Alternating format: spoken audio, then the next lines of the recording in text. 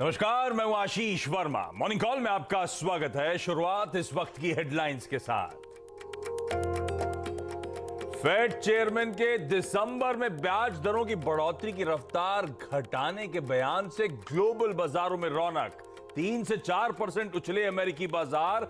सुबह एशिया में भी बढ़त। एसजीएक्स निफ्टी पहली बार 19,000 के स्तर पर पहुंचा। चीन में डिमांड रिकवरी और सप्लाई घटने की आशंका से क्रूड में फिर उबाल। $85 के पार निकला ब्रेंट। उधर 2 हफ्ते की गिरावट के बाद क्रिप्टो में जोरदार तेजी। 4% उछलकर 17,000 के पार निकला बिटकॉइन। दूसरी तिमाही में जीडी की रफ्तार बड़ी धीमी। 8.4% से घटकर 6.3% रही जीडीपी ग्रोथ। मैन्युफैक्चरिंग में 4.3% की गिरावट, लेकिन आंकड़े बाजार अनुमान के करीब। आ जाएंगे नवंबर के ऑटो बिक्री के आंकड़े। 18% बढ़ सकती है टाटा मोटर्स और मारुति की सेल्स। एमएनएम बेच सकती है 40% गाड़ियां। हालांकि ट्रक और ट्रैक्टर की डिमांड में दिख सकता है दबाव। फेक एमटीएम के खिलाफ सीएनबीसी आवाज की मुहिम का असर। मार्केट रेगुलेटर सेबी ने फर्जी एडवाइजर्स के खिलाफ लिया बड़ा एक्शन। फिनग्रेवी वेल्थ क्रिएशन सर्विसेज को दिया 6 करोड़ रुपए से ज्यादा रकम लौटाने का आदेश। और गुजरात में पहले चरण का चुनाव आज। 19 जिलों की 89 सीट्स पर होनी है वोटिंग।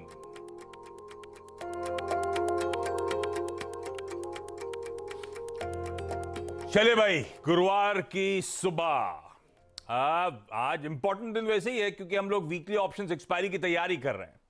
प्लस कल जो बड़ा दिन था, बहुत सारे इवेंट्स होने थे, वो सब अनफोल्ड हुए बाजार बंद होने के बाद। उन बड़े इवेंट्स पे करना है हमको रिएक्ट। बड़े इवेंट्स कौन से? सबसे इंपॉर्टेंट फेड चेयर जेरोमी पावेल साहब की स्पीच होनी थी। दूसरा, हमारे और यूएस के जीडीपी नंबर्स आने थे। हमारा एक्चुअल Q2 का जीडीपी, यूएस का Q2 के जीडीपी का एडवांस एस्टिमेट, ग्रोथ के आंकड़े, फेड का बयान, ये सब इंपॉर्टेंट इवेंट्स से ओवरनाइट सब लोग ट्रैक कर रहे थे और आज खुलते ही उन इवेंट्स पे करना है रिएक्ट। आज के दिन की अहमियत भी बहुत है, वो जब आगे इवेंट्स कैलेंडर बताऊंगा तब उस पर उतर जाऊंगा। अभी अपफ्रंट जाने की उसमें कोई जरूरत नहीं है। लाइए भाई, फेड के बयान के बाद यूएस के बाजार। गजब का मूव कल यूएस के मार्केट्स में बना। 2.25% से लेकर 4.5% तक अक्रॉस बेंचमार्क उछाल। चौतरफा तेजी का मूड। और वो 4.25 4.5% क्या उछला? ग्रोथ स्टॉक्स, नैस्डैक, वो टेक स्टॉक्स, गजब का मूव। और ये देखिए, उस सेकेंड हाफ से बयान वो आने के बाद से वॉशिंगटन डीसी में उनके स्टेटमेंट थे। उस बयान के बाद देखिए क्या रफ्तार पकड़ी है यूएस के मार्केट्स ने। वो बयान में क्या निकल कर आया, कुछ हिंट तो आपको मिली गई होगी, स्क्रीन देख के ही हिंट मिल गई होगी। पर एक्चुअली क्या क्या हुआ, क्या कहा, क्या वाकई 475 बेसिस पॉइंट्स के रेट हाइक के बाद फेड 50 बेसिस पॉइंट्स की दिसंबर में कर रहा है तैयारी, जो हम सब सुनना चाहते थे। ये अभी नीरज जी के पास जाऊंगा, उसको अभी होल्ड करता हूं थॉट को। ग्लोबल क्यूज नीरज जी के पास जाएंगे। लेकिन ये बढ़िया जो रफ्तार पकड़ी यूएस के बाजार ने, कल जब हम लोग क्लोज हो रहे थे तो 1/4% मोटा मोटी तीनों बेंचमार्क उछाल में। कहां 1/4%, कहां 2.25 से 4.5% का उछाल तीनों बेंचमार्क्स में। और आज सुबह के फ्यूचर्स भी फ्लैट से इन ग्रीन ही ट्रेड करते हुए आपको नजर आएंगे। तो तब और अब एक बार स्क्रीन पर रख दीजिए, बड़ा डिफरेंशियल क्रिएट हो गया है। हमने 33,900 पे डाउ फ्यूचर्स छोड़े, 34,600 पे खड़े हुए, 700 पॉइंट की तेजी। लाइकवाइज बाकी के बेंचमार्क्स आपकी स्क्रीन पे हाईलाइट है वैसे, ना कि डाउ, नैस्डैक बड़ी आउट परफॉर्मेंस, तीनों बेंचमार्क्स में बड़ी आउट परफॉर्मेंस। ये जो डिफरेंशियल क्रिएट हुआ है, ये एशिया को डाइजेस्ट करना है और कुछ सबड्यूड तरीके से हमारा एसजीएक्स निफ्टी भी डाइजेस्ट करने का मूड बना रहा है। 70 अंक के आसपास के उछाल के साथ कामकाज की शुरुआत होने के इंडिकेशंस। ग्लोबली हुआ क्या, फेड के बयान क्या निकल कर आया, उस पर नीरज जी से चर्चा। आज थर्सडे एक्सपायरी के दिन मानस से रिक्वेस्ट करी थी कि जोड़िए, मदद करिए निफ्टी बैंक की एक्सपायरी स्ट्रेटेजी बनाने में, और हर्षदा बताएंगी तमाम इंपॉर्टेंट स्टॉक्स न्यूज। मानस गुड मॉर्निंग, बस आ रहा हूं आपके पास। कैसन बा? बहुत ही शानदार बा। ऐसा लग रहा था पूरी कायनात बाजार चलाने के लिए जुट गई है। एक तरफ से झड़ी लगी हुई थी अच्छी खबरों की, ताबड़तोड़ बढ़िया खबरें। झड़ी मतलब एक तो पहले फेड का बयान। देखिए, फेड के बयान को एक लाइन में अगर आपको समझना है तो उन्होंने ये कहा है कि दिसंबर वाली पॉलिसी में, यानी 14 तारीख को जो रात में प्रेस कॉन्फ्रेंस वो करेंगे, उसमें हो सकता है वेरी लाइकली कि 50 बेसिस पॉइंट वो हाइक करें, यानी बढ़त की रफ्तार कम। तो बाजार यही सुनना चाहता था कि 75 बेसिस के बजाय स्लो। ऐसा वर्ड टू वर्ड कही दिया उन्होंने? नहीं, वर्ड टू वर्ड नहीं। हाँ। देखिए, उनका कहने का जो तरीका होता है एप्रोप्रिएट होगा, ये वर्ड उन्होंने यूज़ किया है। अभी मैं उनकी प्रेस रिलीज पढ़ रहा था, मैं दर्शकों को बताना चाहूँगा इतनी बेहतरीन प्रेस रिलीज लिखी जाती है फेड की, कहीं मिले तो कहीं क्या मतलब मिल ही जाएगी फेड की वेबसाइट पर, पढ़िएगा उसको, बहुत अच्छे से एक्सप्लेन किया है। तो उसका इंडिकेशन साफ ये है कि दिसंबर की पॉलिसी में फेड रेट हाइक होगा लेकिन कम होगा, तो 50 बेसिस पॉइंट होगा। बाजार ही सुनना चाहता, तो आप डेज लो का मार्केट डेज हाई पे जाके बंद हुआ, और एग्जैक्टली आप स्क्रीन पर भी आप जो चार्ट हम लोग देख रहे थे, स्पीच के साथ साथ मार्केट ऊपर गया। और जो कि इतनी लंबी प्रेस रिलीज होती है ना, तो उन्होंने शुरू में कहा कि ऐसा ऐसा करेंगे, फिर बोला रेट के बारे में हम आखिरी में बात करेंगे, तो आखिरी पैरा में जाके उन्होंने टीवी बंद कर देते ना, फिर आप पूरा कैसे सुनते हैं? फिर तो उसी हिसाब से मार्केट गया और डेज हाई पे बंद हुआ। तो पहली तो बहुत ही शानदार खबर ये निकल के आई, तो जो फेड का टर्मिनल रेट, फेड रेट जिसको कहते हैं, वो 5 से नीचे आ गया। अभी हम कितने पे खड़े हैं? अभी इस समय हमारा 3.25 से 4 के आसपास चल रहा था, टर्मिनल 5 के आसपास चल रहा था, जो कि अब वो नीचे आ रहा है, क्योंकि उनको लग रहा है कि रेट हाइक कम हो रही है। तो हम 50 और 25 मोटा मोटी पकड़ने लगे थे। नहीं, नहीं, ये गलती मत करिएगा आप। बढ़ने कम से कम अभी 1.25% रेट बढ़ेगा, लेकिन छोटे छोटे ट्रेंच में बढ़ेगा। 50, फिर 25, फिर थोड़ा देखेंगे, फिर 25, इस तरह से बढ़ेगा। स्टेटमेंट स्पेसिफिकली कही दिया कि हम जो एक्शन ले रहे हैं उसका बहुत लैग के साथ इफेक्ट आता है, और ये जारी रहेगा। लेकिन उतनी शार्प हाइक नहीं होंगी कि बहुत बड़ी बड़ी हाइक हम करें। हमारी फाइट अगर इन्फ्लेशन कंटिन्यू कर रही है, वो 2% लाना है उनको। वो 2% लाना है, ठीक है। तो एक तो बहुत ही शानदार खबर आई, मार्केट यही सुनना चाहता था, सारी दुनिया के बाजार तो बहुत तेजी से ऊपर गया। दूसरा, उससे पहले स्पीच से पहले शाम को यूएस का इन्फ्लेशन, यूएस जीडीपी नंबर आया जो 2.9% आया। मेरे को लग रहा था उसको देखने के बाद अपनी स्पीच बदलना। एक्चुअली मुझे भी लगा कि यार ये तो गड़बड़ नंबर आ गया। हाँ, एक्सपेक्टेशन से कहीं बेटर नंबर आया। 2.6, 2.9 का 2.9 आया, जो कि बहुत बड़ा नंबर है। इतनी बड़ी साइज की इकोनॉमी, डेवलप्ड इकोनॉमी, 3% से आप ग्रो कर रहे हैं, तो वो नंबर अच्छा है। और ये सेकंड एस्टिमेट है इनका, मतलब ये लगभग एक कंफर्म ही हो जाता है, third estimate is final estimate. तो वो एक 2.9 दूसरी बड़ी खबर आई। तीसरी बहुत अच्छी खबर चाइना की तरफ से भी है आज के लिए। उन्होंने अब ये इंडिकेशन दे दिया है कि वो ईज आउट करेंगे धीरे धीरे, और अलग अलग इलाकों पे वो कर्व जो उन्होंने लगा रखे हैं उसको नरम करेंगे। ऑफिशियली उनके अधिकारियों ने कह दिया है, करेंगे कब से, कल से नहीं करेंगे, वो स्लोली वो उसको ईज आउट करेंगे। तीसरी बहुत पॉजिटिव खबर थी। चौथी यूरोजोन से आई, पहली बार 17 महीने में इन्फ्लेशन गिर गया, 10% पे आ गया, जो कि 11 पे चल रहा था। तो आप यूरोपियन मार्केट को देखिए, क्या ज़बरदस्त वहाँ पे एक माहौल बन गया था एकदम कि अच्छा कंट्रोल कर लिया हमने इन्फ्लेशन। उससे पहले परसों मतलब जर्मनी की इन्फ्लेशन जीडीपी आई थी, बहुत बढ़ के आई थी पहली बार। तो चारों तरफ से बहुत शानदार खबरें निकल के आई और मार्केट चली। तो इसीलिए मतलब मैं कहता हूँ कि हर चीज़ खरीदारी करने का मौका दिख रहा था आपको। बॉन्ड यील्ड गिर गई, डॉलर गिर गया, सब कुछ गिर गया, और इक्विटी केवल चल रही थी। तो पूरी कायनात मार्केट चलाने के लिए एकदम अप्रोप्रिएट माहौल उसने बना दिया है। तो क्रूड भी चल गया, जो सब चल रहे थे वो पीछे क्यों रहेगा। क्रूड मेटल्स का चाइना की खबर से भी हर खबर से इम्पैक्ट पड़ रहा, हर खबर से इम्पैक्ट पड़ रहा, और क्रूड भी चल गया। क्रूड भी जो है आपका ऊपर की तरफ गया है। तो वो हालांकि डिफरेंट रीजंस हैं उसके, वो हम लोगों ने कई बार डिस्कस किए। तो आज के लिए नेट आप ये कह सकते हैं कि बहुत ही शानदार माहौल आपको देखने को मिला है। और बहुत ब्रीफली मैं बताऊं कि उन्होंने कोर इन्फ्लेशन को 3 हिस्सों में तोड़ के एक्सप्लेन किया है फेड साहब ने। तो उन्होंने कहा कि उसके जो 3 हिस्से, तो एक में गुड्स वाला है जो कि बहुत शार्पली गिर गया है, वो बहुत अच्छी खबर है।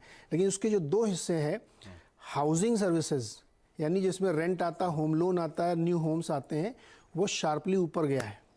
जो तीसरा है other than housing services, core services जिसमें हेल्थ, एजुकेशन, हेयर कट और मेड की सैलरी, ये बहुत वोलेटाइल है। हेयर कट मतलब अपना बाल कटना, बाल कटाने वाला फाइनेंशियल हेयर कट की आदत उसकी हो गई है, आजकल बाल कटना तो भूल ही गए। तो उनका कहना था कि ये जो तीसरा वाला ये वोलेटाइल है, तो नजर बनी हुई है, लेकिन उनको उम्मीद है कि 2023 के फर्स्ट हाफ तक ये लोग भी नीचे आएंगे। हेयर कट तो हमारा भी बहुत महंगा हो गया है। अरे यार 500-600 रुपए देते हैं। अरे घर पे बुला लो तो बहुत ही महंगा करता है अर्बन क्लैप। 500 रुपए यार। ठीक है, ये इन्फ्लेशनरी प्राइस। अच्छा, बढ़िया दिन है, बढ़िया बातें करेंगे, गजब के स्टेटमेंट्स आते हुए, जैसा सुनना चाहता था बाजार की। वो पहले तो कंफ्यूजन था, डविश साउंड करेंगे हॉकिश साउंड करेंगे, डविश और बढ़िया डविश, जो सुनना चाहता था वैसे का वैसी स्पीच डिलीवर हुई, उसका भरपूर फायदा। China factor at play, Eurozone का इन्फ्लेशन कूल ऑफ होना हमारे लिए। अच्छा, एक और जोड़ लूं, इंडिया की जीडीपी भी सौम्य दादा के अनुमान से बेटर, 6.3 6.3% हमारा Q2 जीडीपी, 6.4% सीएनबीसी आवाज का अनुमान था, 6.3% दरअसल कंसेंसस भी था। सौम्यकांति घोष साहब से सुबह बात करी थी, एसबीआई का 5.8 था, पर उन्होंने कहा था कि मैन्युफैक्चरिंग तगड़ा डिसअपॉइंट करेगा। मैन्युफैक्चरिंग दरअसल 4.3% डिक्लाइन करेगा। बिल्कुल सही पड़े वो, मैन्युफैक्चरिंग मैसिवली ठंडा पड़ा, पर लकीली हुआ क्या, एग्री एक्सपेक्टेशन से बेहतर, सर्विसेज एक्सपेक्टेशन से बेहतर, तो बच गए। तो दादा ने प्रेडिक्ट तो सही करा था मैन्युफैक्चरिंग। नहीं, दादा ने कहा 6 से ऊपर आएगा तो मैं बहुत तो खुश होऊंगा। और आपका आंकड़ा अगर आ रहा है तो समझ लीजिए चांदी। तो आज तो मतलब आज तो हाँ, तो मैं भी आज सोने के भाव में चांदी बिकेगी। तो इतना ज्यादा ऑप्टिमिज्म वाला दिन जब होता है ना, तो जरा अपने हॉर्सेस को जरा कंट्रोल करना चाहिए, ये भी ध्यान रखना है, वो करने में मानस मदद करेंगे। फिर भी सवाल, अरे ये हमारी क्लोज हुई थी, ध्यान रखिएगा 18,750। तो एसजीएक्स निफ्टी को देख के थोड़ा सा भ्रम में मत आइए कि आज हम नए कीर्तिमान एस्टैब्लिश करने जा रहे हैं, लेकिन मानस इस कल की स्क्रीन देख लीजिएगा आप, गजब का। खैर वो सुबह इवेंट्स का बताया था आपको, एमएससीआई रीबैलेंसिंग का दिन होगा, तो प्योरली वो आखिरी के 15-20 मिनट में वो रीबैलेंसिंग के चलते कई सारे स्टॉक्स मूव कर रहे थे। हमारे पास जो इनफ्लोज आने थे उसका लार्जली फायदा हुआ। कल 9,000 करोड़ रुपए की एफआईआईज की बाइंग, पर एफआईआईज की बाइंग दरअसल वो रीबैलेंसिंग का इंपैक्ट था। पर जो भी हो, बढ़िया स्क्रीन थी, गजब का उछाल भारतीय बाजारों में बना, और आज के लिए क्यूज बहुत कंड्यूसिव। मानस, कुछ हद तक तो हमने ग्लोब को बहुत तगड़ा आउट परफॉर्म कल ही कर दिया है, अपने रीजंस हो जो भी, वो आउट परफॉर्मेंस हम ऑलरेडी देख चुके हैं।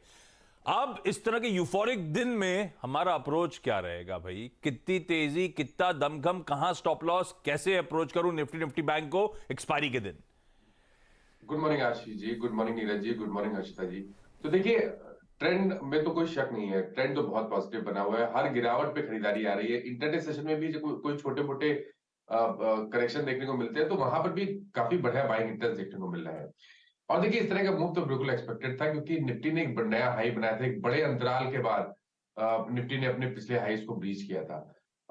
मेरा समझना है कि आज अगर एक गैप अप ओपनिंग देखने को मिले और उसके बाद थोड़ा निफ्टी ठंडा होने लगे, तभी आपको खरीदारी करनी है। देखिए, गैप पे शायद आप शायद अगर 60-70 पॉइंट, 80 पॉइंट एक गैप अप ओपनिंग देखने को मिले, तो तब आप शायद खरीदारी ना कर पाए, क्योंकि वहां पर स्टॉप लॉस और टारगेट मैच नहीं करेंगे, रिस्क रिवॉर्ड के फेवर नहीं होगा। तो मेरा समझना है कि थोड़ा जब मार्केट करेक्ट होने लगे, तब आपको निफ्टी में खरीदारी करनी है, और उस करेक्शन पे आपको 18,700 के साथ खरीदारी करनी है। मेरा समझना है कि 19,000 तक के स्तर, ये कैश के लेवल से, ध्यान रखिएगा, तो 19,000 तक के लेवल्स आपको आने वाले 1 से 2 दिनों में देखने को मिल सकते हैं। तो छोटी मोटी गिरावट, गैप अप के बाद छोटी मोटी गिरावट देखने को मिले, तभी निफ्टी में खरीदारी करें। और बेहतर आइडिया है कि आप 17,800 वाला 18,800 वाला कॉल ऑप्शन ले लें, वो बेहतर रहेगा, क्योंकि वहां पर 290-285 तक के भाव चल रहे हैं। वहां पर अगर आपको इस प्राइस पे देखने को मिले, तब खरीदारी करिए 240 के स्टॉप लॉस से। उम्मीद करिए कि 450 तक के स्तर इस ऑप्शन में आपको देखने को मिल जाएंगे। और देखिए, बैंक निफ्टी में ज्यादा नजर रखनी चाहिए, क्योंकि देखिए, जो मूव हमने निफ्टी में देखा, वैसा मूव अभी तक बैंक निफ्टी में नहीं आया। तो यहाँ पर जब ब्रेकआउट देखने को मिलेगा और 43,350 के ऊपर जब बैंक निफ्टी निकलेगा, तब आपको एक बड़ा मूव देखने को मिल सकता है। तो यहाँ पर अगर एक ब्रेक, यहाँ देखिए, निफ्टी में स्ट्रेटेजी है कि जब करेक्शन देखने को मिले, तब खरीदारी करनी है, लेकिन बैंक निफ्टी में ब्रेकआउट पे खरीदारी करनी है। 43,300 के ऊपर खरीदारी करेंगे, 43,050 के स्टॉप लॉस से कम 43,700 तक के टारगेट आपको बैंक निफ्टी में भी देखने को मिल सकते हैं। तो दोनों इंडाइसेस में खरीदारी करने की राय रहेगी। दोनों में खरीदारी। हाँ, गैप अप तगड़ा हुआ तो थोड़ा फिर आपको अपनी एंट्री पॉइंट्स बस ध्यान तलाशने। सीएनबीसी आवाज में इतने दिन से रोज सुबह यही चर्चा हो रही है, टेक्सचर बाय ऑन डिप्स का है। ट्रेंड में कोई बदलाव नहीं है और आज तो सारे क्यूज पॉजिटिव, पर आपको वॉच आउट करना है कैसा मेरा रिस्क रिवॉर्ड बैठ रहा है। इवेंचुअल टारगेट मानस के निफ्टी पर 19,000 के, अब की बार 19,000। बस एक ही दिक्कत है, हर्षदा ने तैयारी कर रखी है 19,000 की, उन्होंने टी शर्ट बनवा ली है। जब तैयारी कर लेते हैं तो थोड़ा सा एल्यूड करता है। मेरे पे मत ब्लेम करो अभी आप। हाँ, पर इस बार की टी शर्ट बढ़िया है। मैंने सुना है मानस को भी भेजी है। मानस, वो बिल के साथ आएगी आपके पास। भी चलेगी, अगर वो बिल के साथ आएगी तो भी चलेगी। आज के स्टॉक से न्यूज। Good morning. मॉर्निंग आशीष। आज इनफैक्ट मार्केट्स में ज्यादा एक्शन देखने को मिलेगा। स्टॉक्स में ठीक ठाक खबरें। एक तो केपीआई ग्रीन एनर्जी 950 का स्टॉक है। 1 for 1 का बोनस कंपनी ने कल अनाउंस कर दिया है, बोर्ड की तरफ से अनुमति मिल गई है, तो वो स्टॉक आज रेडार पर रखेंगे। विप्रो के लिए एक अपडेट निकल कर आ रहा है। आजकल इनफैक्ट विप्रो नहीं, बाकी सभी आईटी कंपनियां Amazon वेब सर्विसेज AWS के साथ के मंच पर दरअसल कई सारे प्रोजेक्ट्स लॉन्च कर रही हैं। उसी के संदर्भ में AWS पर चलने वाला एक विप्रो डेटा इंटेलिजेंस सर्विस इन्होंने लॉन्च की है, जो बेसिकली मदद करेगा लोगों को एक प्लेटफॉर्म से दूसरे प्लेटफॉर्म में माइग्रेट करने के लिए, तो वो एक सेवा आती हुई दिखाई दी है। पेटीएम की आज एनालिस्ट मीट है, एनालिस्ट इन्वेस्टर मीट है, तो उस पर लोगों की नजरें रहेंगी। वहां से कुछ बड़ी खबरें निकल कर आ सकती है, एक आउटलुक आ सकता है फाइनेंशियल्स पर एंड मोस्ट इंपॉर्टेंटली प्रॉफिटेबिलिटी के पाथ पर। और देखते हैं विजय शेखर शर्मा और उनकी टीम अली बाबा पर कुछ कमेंट करती है या नहीं, कि उनकी तरफ से कोई सिग्नल मिला है कंपनी को नहीं या नहीं, प्री आईपीओ इन्वेस्टर्स की बिकवाली आएगी या नहीं, और तो वो एक स्टॉक रेडार पर। अच्छा, हीरो मोटोकॉर्प आज 1 दिसंबर है, तो आपको याद होगा कंपनी ने अनाउंस किया था 1 दिसंबर ऑनवर्ड्स ये अपने कुछ बाइक और स्कूटर के दाम बढ़ाते हुए नजर आएंगे, तो 1,500 रुपए प्रति यूनिट पर ये प्राइस हाइक की तैयारी है। आगे और डिटेल्स शायद आ सकते हैं। मैंगनीज और रेडार पर रखिएगा, इन्होंने कुछ फेरो के ग्रेड्स पर प्राइस कट लिया है। 5% तक का कट आज से इफेक्टिव है, और कुछ फाइन केमिकल्स के भी प्राइसेस में 5% तक की कटौती आज से इफेक्टिव है, तो वो स्टॉक आज रेडार पर रखेंगे। बैंक ध्यान में रहेंगे, बैंक्स तो वैसे भी ध्यान में रहेंगे क्योंकि यहाँ पर हमने कल बहुत तगड़ी रिकवरी देखी थी, लेकिन याद रखिएगा आज से वो पायलट प्रोजेक्ट डिजिटल रुपी का शुरू होता हुआ दिखाई दे रहा है। कुछ शहरों में दरअसल इसकी शुरुआत होगी, जिसमें मुंबई, बैंगलोर जैसे शहर आइडेंटिफाई किए गए हैं, लेकिन 4 बैंकों के साथ पहले रुपी डिजिटल का प्रोजेक्ट शुरू होता हुआ दिखाई देगा, जिसमें SBI, ICICI bank, IDFC first, yes bank जैसे कुछ बैंक चुने गए हैं, तो इन पर भी आपकी नजरें होनी चाहिए। उस पर आगे नजर देखते रखेंगे कि क्या कुछ एक्शन बन रहा है। अच्छा, कल जोमैटो के फंड एक्शन में 26 करोड़ शेयर अली बाबा ने बेचे, लेकिन कुछ 1-2 नाम आए हैं, जिसमें कमास इन्वेस्टमेंट्स PTE है, जिन्होंने करीब 9.8 करोड़ शेयर खरीदे हैं 62 के भाव पर, तो वो स्टॉक भी आज रेडार पर रहेगा। शिल्पा मेडिकेयर की तरफ से अपडेट आ रहा है कि इनको दरअसल इनकी यूनिट 4 जो है तेलंगाना वाली, उसको गुड मैन्युफैक्चरिंग प्रैक्टिस अप्रूवल मिल गया है हेल्थ कैनेडा की ओर से, तो एक थोड़ा बहुत सेंटिमेंटल इम्पैक्ट आता हुआ दिखाई देगा। इनको अनुमति मिली है कि डिस्ट्रीब्यूशन कर सकते हैं, कमर्शियल डिस्ट्रीब्यूशन अपने प्रोडक्ट्स का कनाडा में कर सकते हैं, तो बेसिकली जो US FDA और UK रेगुलेटर करता है, हेल्थ कनाडा वही करता है। तमिलनाडु बैंक के लिए भी एक अपडेट है, RBI की तरफ से ऑथराइजेशन मिल गया है कि ये बिजनेस को अंडरटेक करेंगे, गवर्नमेंट बिजनेस को मैनेज करेंगे on behalf of central bank, तो वो भी एक स्टॉक आपके रेडार पर। बिल्कुल ठीक, इन सबको रखिए अपने रडार पे, ये सारे इंपॉर्टेंट स्टॉक्स से न्यूज। आज का इवेंट्स कैलेंडर, आज है थर्सडे, वीकली ऑप्शंस एक्सपायरी का दिन, प्लस आज से नए महीने का आगाज, दिसंबर की शुरुआत। हाँ, एक चीज और, पूरे 31 दिन बचे हैं अगली सैलरी आने में। मुझे दिल लगा की बात है ना, एकदम दिल की बात, पूरे 31 दिन झेलना पड़ेगा। तमाम रिएक्शन, ऊपर जो अपफ्रंट कह दिया है कि GDP वगैरह पर रिएक्शन वो छोड़ देते हैं। आज फिर US से इंपॉर्टेंट आंकड़ा, और बहुत इंपॉर्टेंट आंकड़ा, वो personal consumption expenditure PCE, Fed जिसको बहुत पैनी नजर से देखता है इन्फ्लेशन के लिए, प्लस उनके जॉबलेस क्लेम्स का आंकड़ा। हमारे जीएसटी कलेक्शंस अनाउंस होंगे। जीडीपी तो खैर डेटेड था, आज जीएसटी कलेक्शन ज्यादा अच्छा रुख बताएंगे नवंबर में किस तरह की कलेक्शंस हुए। नवंबर ऑटो सेल्स के नंबर्स आएंगे, वो भी ताजा तस्वीर प्रेजेंट करेंगे ऑटो सेक्टर की डिमांड की। गुजरात के फेज 1 इलेक्शंस कुछ ही अब तो होंगे, 7 बजे से सुबह 5 बजे तक हैं, तो वो शुरुआत होती हुई आज वो पहले राउंड ऑफ पोलिंग की 89 सीट्स आउट ऑफ 182 आज पोलिंग पे जा रही हैं। आप लोग ध्यान रखिएगा भाई, शोज के बाद चले जाइएगा या फिर मार्केट बंद होने के बाद चले जाइएगा, 5 बजे तक का ही टाइम है, वोट जरूर डालिए। कॉस्मो फिल्म्स की बोर्ड मीट बायबैक पे, इजी ट्रिप प्लानर्स की बोर्ड मीट एक्विजिशन प्रपोजल पर, जेनबर्ग फार्मा की बोर्ड मीट बायबैक प्रपोजल पे, ऑर्किड फार्मा की बोर्ड मीट क्यूआईपी के जरिए फंड रेजिंग पर, क्विंट डिजिटल मीडिया की बोर्ड मीट राइट्स इशुएंस के कॉन्टोर्स डिसाइड करने के लिए, सैटिन क्रेडिट केयर की बोर्ड मीट फंड रेजिंग पर, वो एनसीडीज के थ्रू पर। ब्रिटानिया इंडस्ट्रीज ने कल मेंशन करा कि उनके मैनेजिंग डायरेक्टर और वाइस चेयरमैन वरुण बेरी साहब एक की अनाउंसमेंट करने जा रहे हैं आज दोपहर में 2 बजे। पता नहीं क्या अनाउंसमेंट है, पर ये स्टॉक रडार पे रखिए। ईआर क्या हो गया? Digital rupee. भाई आरबीआई का जो रिटेल डिजिटल रुपी पायलट है आज से लॉन्च किया जा रहा है। एसबीआई, आईसीआईसीआई, आईडीएफसी फर्स्ट और येस बैंक, इन 4 बैंक्स को रोपन करा गया है। मुंबई, नई दिल्ली, बंगलुरु और भुवनेश्वर, इनमें आज पायलट की शुरुआत होगी। और हम और आपके लिए नहीं होगा, एक क्लोज्ड यूजर ग्रुप होगा, कस्टमर्स का, मर्चेंट्स का, जो सिलेक्ट किए गए हैं वो लोग पार्टिसिपेट करेंगे। हीरो मोटोकॉर्प की बात हर्षद ने करी थी, आज से गाड़ियां सारी महंगी। 197 कम्युनिकेशन, वो पेटीएम की शाम को board meet, analyst meet. Uniparts का आईपीओ जो कल खुला था, आज उसका डे 2 है। ठंडा रिस्पांस था डे 1 में, देखते हैं किस हद तक पिकअप होता है। हमारा आज मैन्युफैक्चरिंग पीएमआई नवंबर का सुबह 10:30 बजे आना है। देखिए कितने सारे डेटाज आने हैं हमारी अर्थव्यवस्था की चाल बताने के लिए।